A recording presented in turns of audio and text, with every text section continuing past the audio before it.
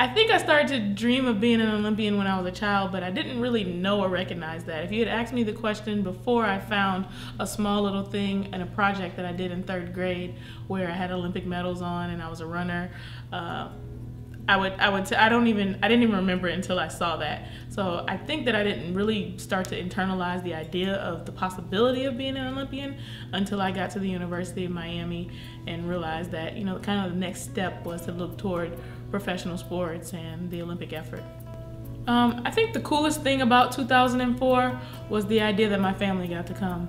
It was the beginning of my career. I didn't know exactly how the Olympic movement worked or what it was going to be like, and I was just hoping to have some family members there and somebody be able to make it because I knew it was very expensive to get to Europe. There was a story written in the Pittsburgh newspaper where they kind of talked about what my father was going through and him not being able to attend because he had some health issues and the cost that he was going to incur by coming over. And it ended up that people started to send in money, and my hometown supported me in a way that was so amazing and so wonderful that we actually ended up taking 8 people to the Olympic Games. So a lot of my family was there.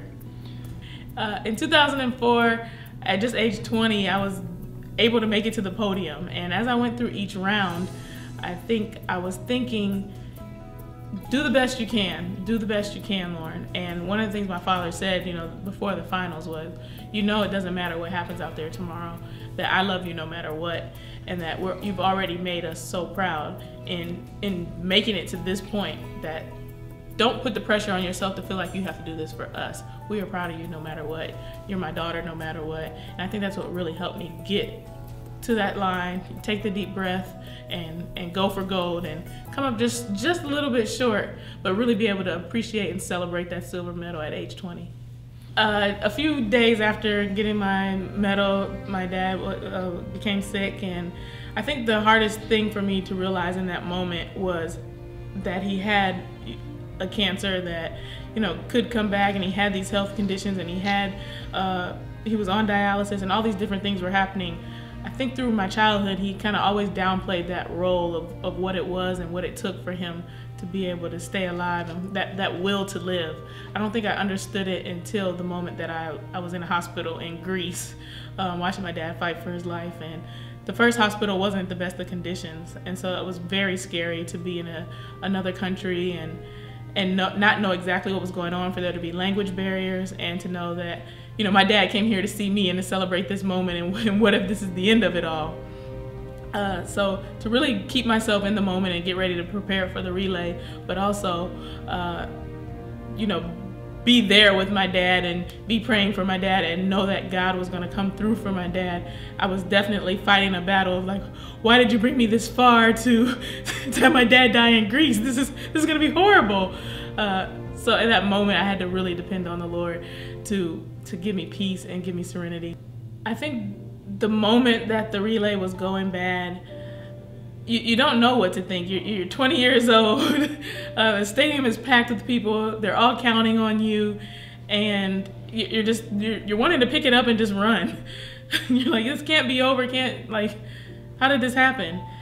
And so I think it's the longest 2 or 3 minutes of your life having to walk, the next 200 meters to get out of the stadium, and it's the first time you're coming face to face with all these cameras, and you're addressing people about what just happened, and you can't internalize for yourself what just happened. And so in that moment, you have to depend heavily on God. There's no way to get through a moment like that without faith in the Lord, because it's just like everything has just been taken away from me.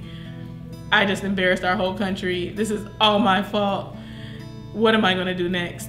And without knowing that there is something deeper and greater that's out there that's going to get you through, and that there will be a next better moment, I don't think that I would have really been able to hold my head up and smile and get through everything, and even dealing with it going forward after that.